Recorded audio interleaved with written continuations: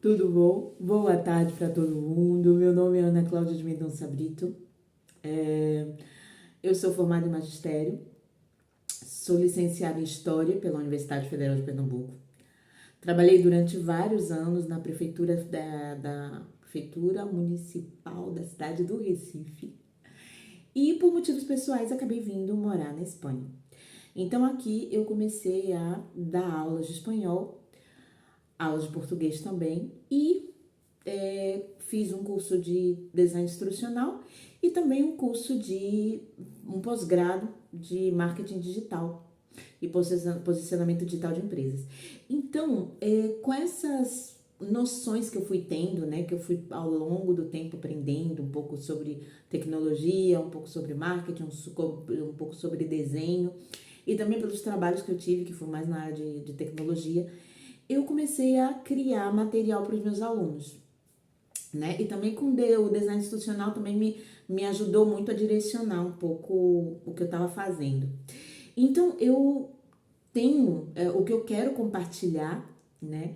É um curso que eu tinha feito antes de fazer design instrucional. Eu tinha desenhado esse curso, que é um curso sobre como criar materiais interativos, tá? E para os professores que quiserem personalizar material, que quiserem aprender um pouco de tecnologia, um pouco de como criar materiais com ferramentas fáceis, ferramentas grátis e que podem ajudar muito no trabalho da gente, né? E também eu convido a todo mundo a compartilhar as experiências também. Então, vamos lá, eu vou começar ensinando pouco a pouco um pouco como é o desenho de material e tudo isso. E eu espero que vocês gostem, tá bem? Então, boa tarde a todos e um grande abraço. Até logo! Então, a gente vai apresentar aqui o nosso curso de Design de Materiais Educativos Multimídias. Vamos lá. Por que a gente deve criar os nossos próprios materiais pedagógicos? Quais são os motivos que a gente deve pensar na hora de criar os nossos materiais? O primeiro, você pode criar materiais mais impactantes e mais divertidos, né? Por quê? Porque esses materiais personalizados vão ajudar que o aluno preste mais atenção e que retenha melhor a informação, né? Quando o material é criado especificamente para mim, para a minha realidade, para o meu contexto, claramente eu vou prestar mais atenção e eu vou reter melhor o que está sendo apresentado. Segundo, você pode utilizar mais imagens e cores. A memorização visual é super importante. A utilização de quadros e cores ajuda que os alunos lembrem o que foi trabalhado. Ou seja, se você consegue, dentro do que é o seu material pedagógico, o seu material didático, criar uma identidade visual com que esse aluno identifique imediatamente que esse conteúdo é seu, ele vai sempre lembrar melhor o que está sendo trabalhado, porque são cores, são desenhos, são imagens, são quadros que vão marcar mais a memória, vão marcar mais a memorização, né, visual desse conteúdo. Você pode levar mais estímulos e emoções. Ao criar seus próprios materiais, você pode cativar seus alunos utilizando elementos relacionados ao seu gosto. O conteúdo é apresentado de forma dinâmica e divertida. É aquela questão da personalização mesmo. Ou seja, você leva o seu aluno ao o que ele quer ver, o que ele gosta, o que ele se identifica, né? Então, esse conteúdo vai ser muito mais dinâmico, vai ser muito mais divertido e vai ser muito mais personalizado. Você demonstra mais autoridade e profissionalismo. O uso de materiais visuais e profissionais traz um pouco mais de liderança na aula. Os alunos valorizam as informações que vocês mostram, que você está mostrando, né? Às vezes o aluno pergunta, quem fez isso? E você diz, olha, fui eu. Você fez isso? É como que, nossa, ela se esforçou para fazer isso por mim, né? Então, eu acho que é legal quando a gente faz isso, e quando a gente cria alguma coisa bonita, alguma coisa legal, alguma coisa que ele se identifica, porque eles começam a ter esse apreço, né, pelo seu trabalho. E 5. Os seres humanos processam elemento visual 60 mil vezes mais rápido. O uso de tipos de letras atraentes, imagens, figura, combinação, né, de cores, de ícones, vão facilitar essa memorização por essa identidade visual, por essa questão visual, esses elementos visuais. Então vamos lá, o nosso índice, a gente tem as dicas de design, a combinação de cores, a combinação de tipografias e as atividades interativas. Vamos criar materiais mais visuais? Vamos ver o que a gente pode fazer para criar esses materiais. Primeiro, como nós vemos, né? Você sabia que o que a gente vê não é real? O nosso cérebro, ele processa informações que recebe dos nossos olhos e nos mostra os objetos ou formas que não são reais, né? Então, às vezes, a gente tem a sensação de estar vendo uma coisa, mas em realidade é outra, né?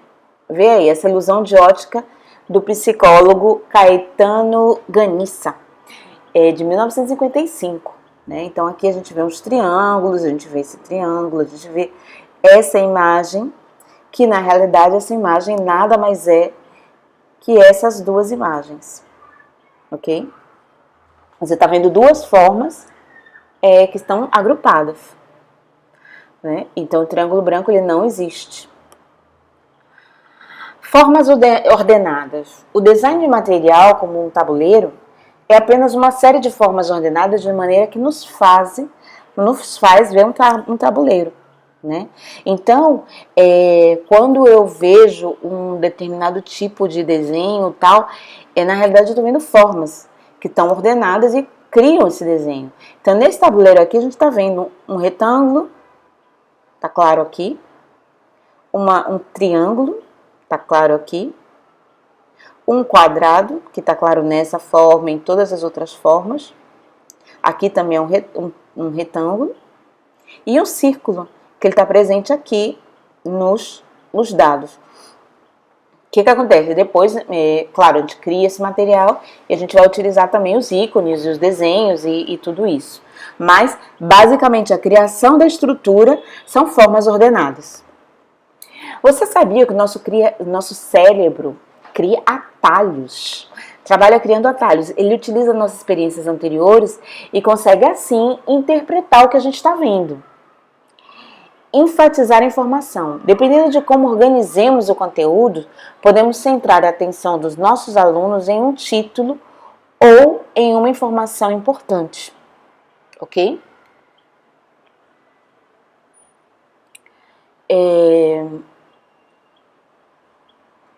Informação importante.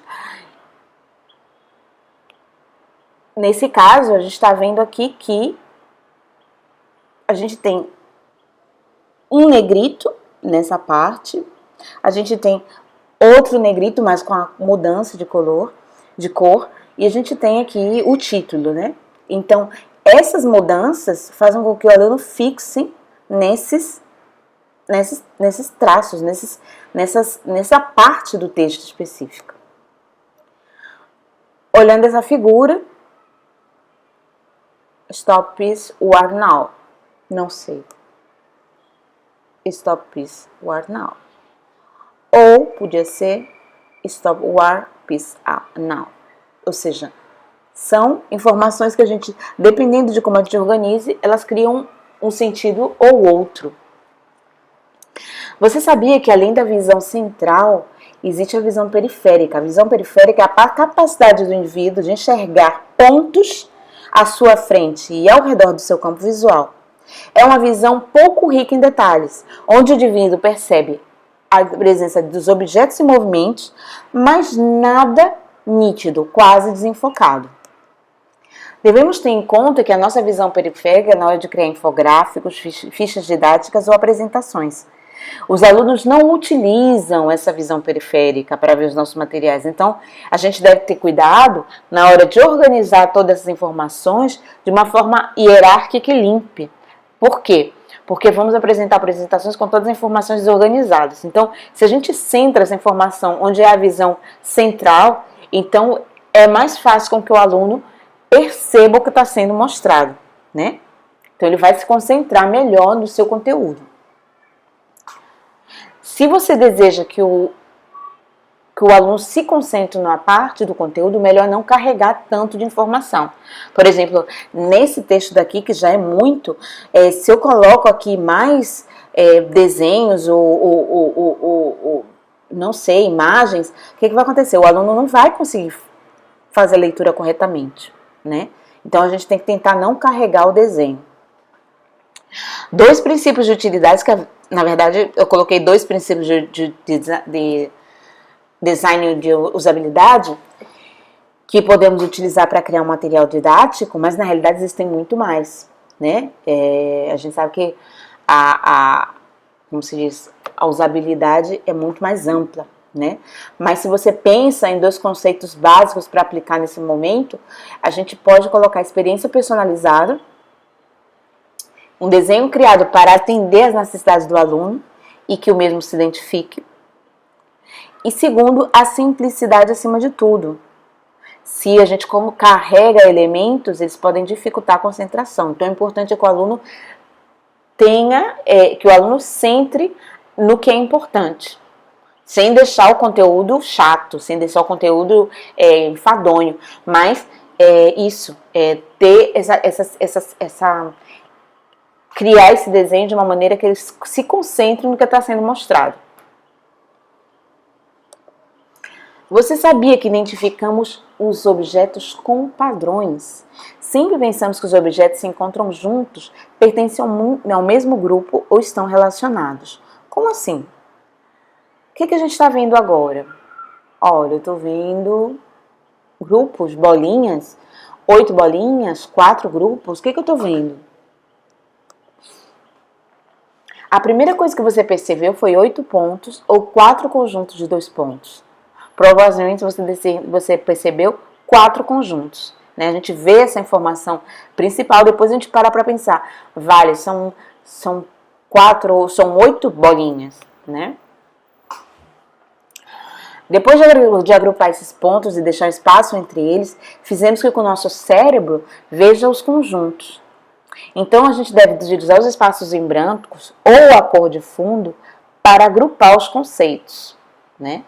Então, se a gente coloca todos os conceitos aglomerados, o aluno vai ter muito mais dificuldade de identificar cada conceito. Então, é importante deixar esses espaços em branco para que a visibilidade seja melhor, né? Isso também a gente via naquelas páginas web antigas, assim, que tinha um monte de informação lá dentro, e hoje em dia a gente vê um conceito um conceito de design de web muito mais limpo, muito mais linear, você navega mais fácil, né? Ainda existem muitas webs que têm muita informação, muito carregadas, mas o principal é que o usuário identifique o que ele quer e vá diretamente executar uma ação, né? E é o mesmo com o material didático. Ele tem que identificar o que está sendo mostrado e executar. Se é para ler, é para ler, se é para identificar uma imagem, é para identificar, mas ele tem que ter concentração nesse momento. Então aqui eu reuni. O principal objetivo da educação é criar pessoas capazes de fazer coisas novas e não simplesmente repetir o que as outras gerações fizeram, de Jean Piaget. Então aqui o que eu fiz? Reuni aqui essa palavra, juntei tudo, que a princípio é um pouco chata de ler, mas dá para ler, não é difícil de ler. Mas aqui é muito mais fácil de ler. Então é aquela questão de separar, deixar os espaços em brancos, que a gente consegue fixar melhor. É mais fácil eu me fixar no que está aqui, nessa frase, do que está aqui escrito nessa frase, né? Se a sua intenção é que um ícone seja relacionado a uma palavra, procure deixá-los juntos. Faça o mesmo com as fotos. Prefiro utilizar espaços em branco entre os grupos e evite utilizar linhas, porque carrega o material. Então, toda vez que eu utilizo uma linha separando uma imagem, separando o elemento, ela vai carregar. Então, se eu colocar um elemento, um desenho, uma imagem, uma foto, um ícone, e do lado a definição, ou que eu quero escrever sobre isso, se eu colocar uma linha no meio, ou colocar qualquer coisa, ele vai atrapalhar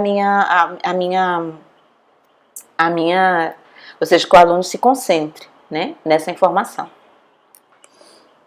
Então, nesse caso, por exemplo, eu mostro aqui uma atividade, que no caso eu estou colocando, são conceitos, né, o verbo e o presente indicativo da primeira pessoa.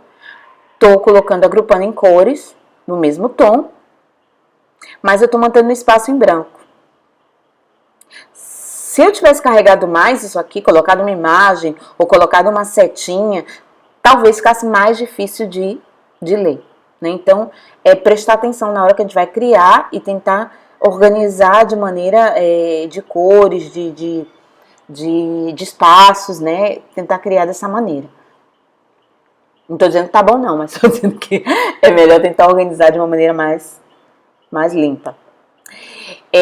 Você sabia que reconhecemos as formas básicas? De acordo com a teoria de RBC de Irving Birdman, sugere que existem menos de 36 gêons que se combinam para criar os elementos, como que vemos na vida cotidiana. Por exemplo, quando olhamos para um copo, dividido em dois elementos, dois componentes, que é o cilindro e a alça, né?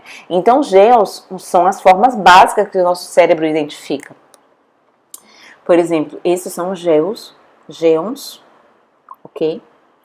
E eles agrupados, eles dão forma, eles criam formatos, né? Que a gente identifica.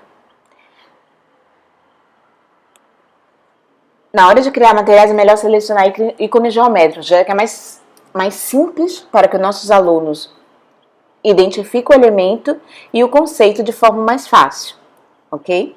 Então, você sabia que nos guiamos pelas expectativas e experiência? Todos temos experiências e padrões passados que adquirimos ao longo do tempo. Por exemplo, se nossos alunos estiverem acostumados ao idioma lido da esquerda para a direita, eles vão começar a examinar o seu material do canto superior esquerdo. Então, às vezes a gente quer inovar, quer fazer uma coisa, não sei o que, uma brincadeira, mas se a gente não explicar que a gente está colocando a coisa de outra forma para que ele decifre um enigma, o que seja, ele não vai, na hora ele não vai atender a isso. Ele vai começar como ele está sendo desde o princípio, do canto superior esquerdo para a direita. Então, na hora de criar um material que ele vá aprender, que ele vá utilizar sempre, que ele vá ler, então tem que se utilizar esse padrão, né? O padrão que está acostumado com o idioma. No caso de você for fazer alguma atividade mais assim, dinâmica, alguma coisa nova, então se explica e já está, né? Não tem nenhum problema. Pensa um pouquinho, uma ficha didática, um exame, por exemplo, o que você vê? Como o conteúdo é organizado? O que a gente vê primeiro? No canto superior esquerdo estarão os dados do aluno, nome, idade, data. Depois vemos o título da atividade, uma breve explicação da teoria e depois as questões, se os alunos pensarão da mesma forma, né? Então é inútil a gente tentar fazer uma coisa diferente, porque ele sempre vai seguir aquele padrão, porque desde pequeno a gente está acostumado a esse padrão. Devemos levar em consideração os mapas mentais de nossos alunos ao criar materiais e organizar informações, ok? Aposte na inovação, mas lembre-se que os nossos alunos procurarão esses padrões, portanto, devemos levá-los em consideração e pelo menos organizar logicamente nossos projetos. Então, a gente vai inovar, é o que eu estava dizendo antes, a gente vai inovar, a gente vai criar coisa nova, a gente vai fazer coisa nova, mas a gente sempre vai procurar atender esses padrões de lógica, né, esses padrões que eles estão acostumados. Então, as dicas para criar o material: coloque as informações mais importantes no terço superior do centro da página. Evite colocar informações importantes nas margens, pois seus alunos vão ignorar na primeira leitura. Crie seus materiais para que seus alunos sigam o padrão de leitura deles, ou seja, não vamos, que são padrão de leitura da esquerda para a direita, né? Então vamos tentar seguir esse padrão de leitura. Devemos dar instruções sobre como eles devem se mover em um tabuleiro ou como usar os materiais. Se eles não conseguirem utilizá-los, poderão frustrar-se. É aquela mesma coisa que eu dizia para vocês da usabilidade, né?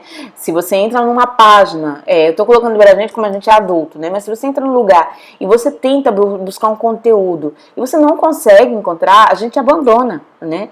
Então, é o mesmo para o aluno. né? Ele tá tentando buscar informação, ele tá tentando tá tentando participar, tá tentando passar uma diapositiva. Se ele não souber como fazer aquilo, ele vai se frustrar, né? Então, vamos tentar dar indicações, sempre dar indicações. Quando criar materiais, utilize-os com outra pessoa. E peça opiniões. Pergunta se ele entende como utilizá-lo, se é fácil, se é intuitivo, pergunta tudo. Por quê? Porque às vezes a gente pensa que está muito fácil porque a gente criou, mas outra pessoa vai dizer, não sei, para onde, o que eu vou fazer? Então, é importante que a gente peça uma segunda opinião, uma terceira opinião, para ver se a pessoa consegue utilizar aquele material antes de apresentar para o aluno. Mostrando aqui um pouco os bancos de imagens, que é uma aula que a gente vai ver depois, esses bancos de imagens para a gente utilizar nos nossos materiais. Então aqui eu coloco o Stock, Snap-io, um Splash, Flatcom, PicJum, FreePic e Pixabay. Ok, então esses são alguns bancos de imagens que você pode utilizar na criação do seu material, ok? Combinação de cores, outro elemento importante é a combinação de cores. Aqui a gente tem um círculo cromático, ok? E aqui a gente tem o que são cores complementares, cores que se complementam, que estão geralmente opostas, ok? Estão opostas, as complementares. E as analógicas, que são as cores que estão praticamente na mesma tonalidade. Analógica, analógica, analógica, ok? As complementares a gente utiliza para destacar um conteúdo, né? Então, para destacar um texto, a gente utiliza cores complementares. E as cores analógicas, elas são agradáveis juntas. Então, a gente utiliza para não carregar tanto. Porque uma coisa é que eu quero destacar um elemento, outra coisa é que eu coloque tudo de complementar no texto inteiro. Então, o texto vai ficar pesado, vai ficar cansativo. Ok? Como combinamos as cores? Oh my God! A gente combina pensando primeiro em uma finalidade. Para quem? Qual o objetivo? Qual a temática? Não é o mesmo eu combinar as cores para um centro médico que eu combinar as cores para um centro de educação. Não é o mesmo eu combinar as cores de um supermercado, da marca do supermercado, para as cores de para uma creche, Então, a gente tem que ter essa questão de objetivo, finalidade e temática, né? Sempre a gente tem que tentar criar essa conexão antes de escolher as cores. Pense em cores que eu combino. Não adianta eu dizer, eu quero uma temática tal e as cores não se combinam. Não combinam. Então, eu tenho que pensar nessa temática, também existem várias, que é interessante ver, psicologicamente existem várias cores assim que são determinadas para algum tipo de função, elas transmitem um tipo de informação, então também isso é importante observar. Mas, antes de tudo, a gente não pode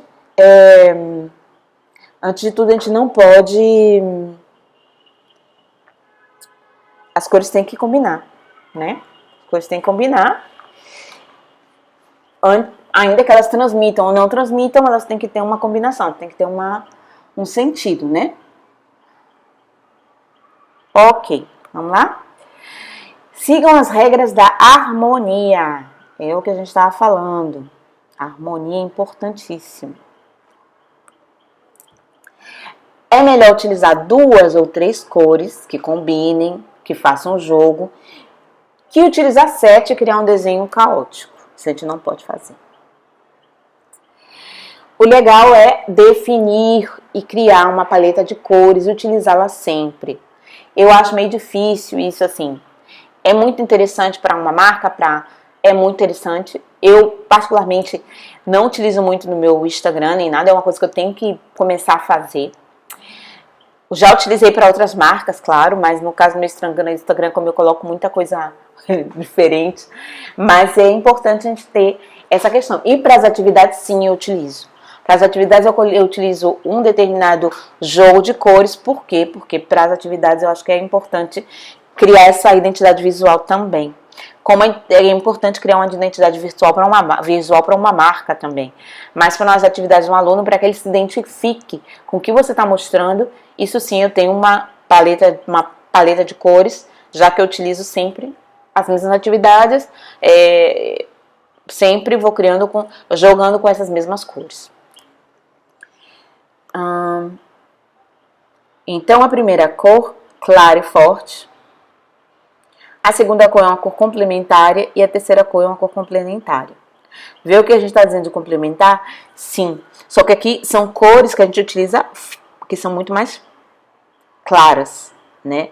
Se eu colocar uma cor complementar muito forte, vai ficar sobrecarregado. Então, a gente tem que tentar combinar da melhor maneira possível essa paleta.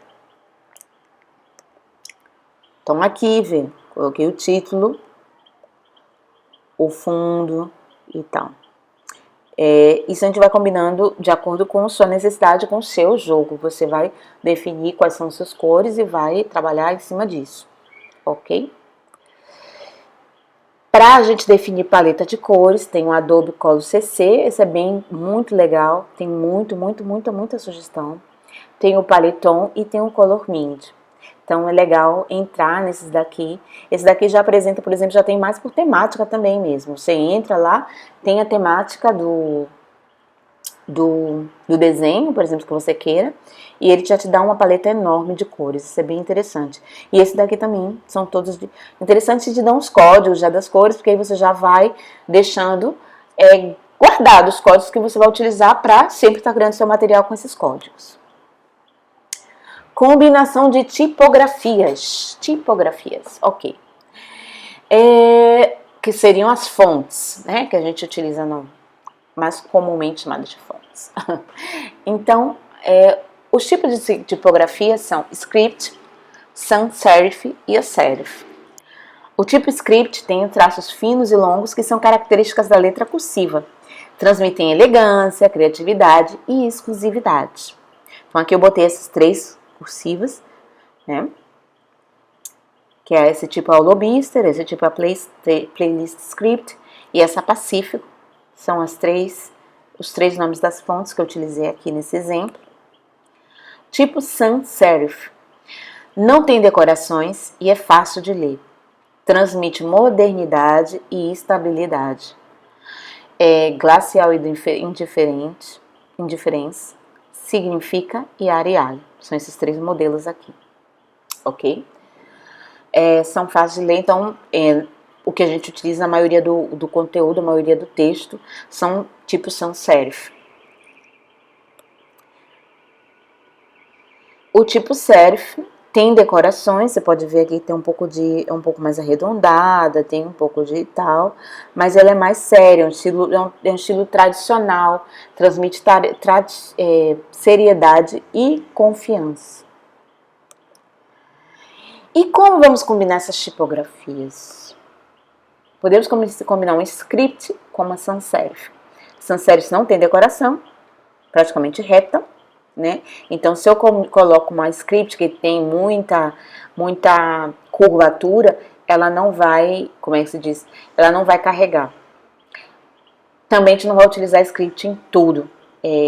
90% da tarefa a gente não pode botar um script porque vai ser tedioso, vai dificultar muito a leitura e a fixação. Então, essa é mais aconselhada para título, para destacar, mas não vai utilizar a script em todo momento. Podemos combinar uma serif também, que tem um pouco de curvatura, é um pouquinho mais trabalhada, com uma sans serif, que também é muito mais reta, né? Então, aí é a utilização de contraste desses tipos de fontes. Use fontes chamativas para os títulos, é o que eu estava falando, né? Aqui eu destaco um título.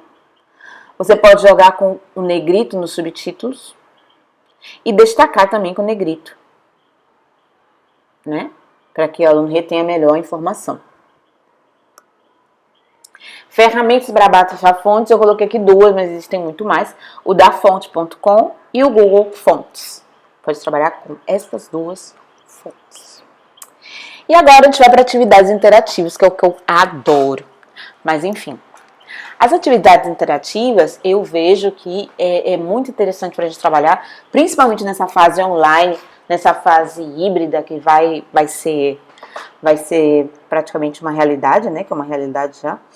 Então, as atividades interativas, elas são muito mais dinâmicas, né? Então, aqui eu separei algumas, porque existe uma lista enorme. Eu acho que, não sei dizer pra vocês, eu tenho acho que eu tenho mais de 2 folhas de Word só de ferramentas interativas pra gente trabalhar. Mas aqui eu separei algumas que eu gosto, que são interessantes e que dá pra gente fazer algumas coisas e que dá pra gente compartilhar com os nossos alunos através das plataformas, como o Meet ou como o Google Classroom. Então, vou colocar aqui para vocês. Por que trabalhar com atividades interativas? Porque podemos trabalhar os nossos conteúdos, aumentamos a motivação, porque a tarefa não fica tão estática, não fica tão cansativa e favorece a participação do aluno. Ok? Algumas ferramentas para criar atividades educativas, interativas. Coloquei aqui do Educaplay, o Geniali, o Learning Apps, o Celebrity, o Quizlet, o Kahoot e o Edpuzzle. Ok? O Educaplay é uma plataforma para a criação de atividades educacionais multimídia, caracterizadas por resultados atraentes e profissionais. Você pode criar uma infinidade de tarefas aqui, mapas, adivinhança, completar, crucigrama, tudo. O Geniali, também conhecido como Geniali, é um software online que permite criar apresentações animadas e interativas. É importantíssimo, fantástico, dá para gamificar, dá para fazer um monte de coisas interessantíssimas. Então, super indico o Geniali. E durante o curso a gente também vai ver um pouco do Geniali. LearningApps.org é uma ferramenta múltipla para criar atividades interativas. É fantástico, pois permite criar muitas categorias de atividades. Então aqui é o que a gente pode criar com ele. Eu gosto muito dessa também, muito interessante essa Learning Apps. Que mais? Ok. Celebrity, a ferramenta de criação de jogos incluídos nesse site, permite transformar qualquer disciplina curricular em um jogo interativo, sem a necessidade de conhecimento de programação. Então aqui, ó, tem mapa mundo, tipo teste, tudo. Tudo você pode criar vários jogos aqui. Quizlet é uma ferramenta 2.0 interessante para criar unidades de estudo e flashcards com conteúdo educacional, incluindo textos e imagens. E o Kahoot, que é uma web de educação social gamificada, ou seja, ele comporta como jogo, recompensando aqueles que progridem, nas respostas, como uma pontuação mais alta que leva o topo do ranking. Então, ele é bem interativo, as respostas são postadas ao mesmo momento, então é super dinâmico o Kahoot. E o Edpuzzle, que é uma ferramenta online que permite editar e modificar seus próprios vídeos ou vídeos online para adaptarmos às necessidades de sala de aula, no sentido de eu posso ir fazendo perguntas para ver se o aluno está participando, se o aluno está prestando atenção, e vou editando um pouco o vídeo para que o aluno se concentre, né? Que ele tenha esse momento de concentração. As imagens que eu utilizei nesse e-book foram do FreePic, aqui nos contatos. E muito obrigada pela participação. Vamos agora para a nossa primeira aula. Segunda. Vamos lá?